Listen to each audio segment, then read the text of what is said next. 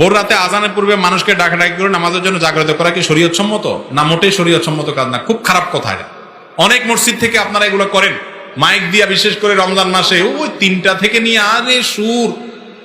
আরে ভাই, ওই সময় কেউ তাহাজ্জুদ পড়তে পারে, কেউ হয়তো রোজা রাখবে না, কোনো মহিলা মানুষ পিরিয়ডের কারণে রোজা রাখবে না, তারে আপনি ঘুম হারাম করে দিচ্ছেন, বাচ্চা উঠেছেন, এই সমস্ত দরকার কি? আজকাল অ্যালার্ম বের হয়েছে, সবাই যার যার মোবাইল অ্যালার্ম দিয়ে উঠতে পারে, দরকার হলে একটু হালকা ডাক দিয়ে দেন। রোজা রেখে দিনের বেলা স্বপ্নদোষ হলে রোজা ভেঙে যাবে কিনা? না, রোজা রেখে দিনের বেলায় স্বপ্নদোষ হলে রোজা ভাঙবে না।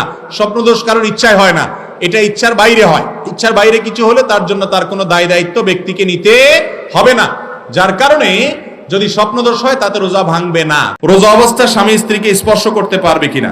স্বামী স্ত্রীকে বা স্ত্রী স্বামীকে রোজা অবস্থায় স্পর্শ করতে পারবে, কোনো অসুবিধা নাই। এবং স্পর্শ করা ব্যাপারে নবী করিম সাল্লাল্লাহু আলাইহি ওয়াসাল্লামের হাদিস থেকে স্পষ্ট অনুমোদনও আছে।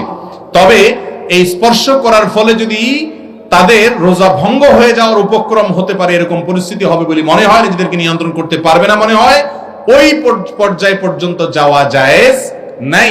ইফতারের সময় আজান দেওয়া হয়, তখন কি আজানের জবাব দেওয়া উত্তম নাকি ইফতার করা উত্তম? খুবই দরকারি একটা প্রশ্ন, খুবই দরকারি একটা প্রশ্ন। কারণ আমরা যারা নিয়মিত মাগরিবের সময় আজানের জবাব অন্য সময় দেই, রমজানে আসলে আমাদেরও বেশিরভাগ লোকের এটা দেওয়ার সুযোগ হয় না।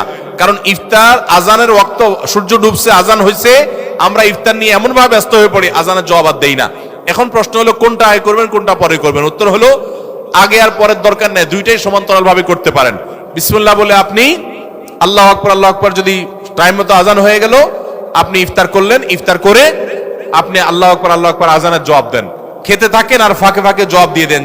রমজান আসলে অনেক জায়গায় দেখা যায় 10 দিন, 15 দিন ও 20 দিনের খতম তারাবি পড়া হয়, এটা কি সহি?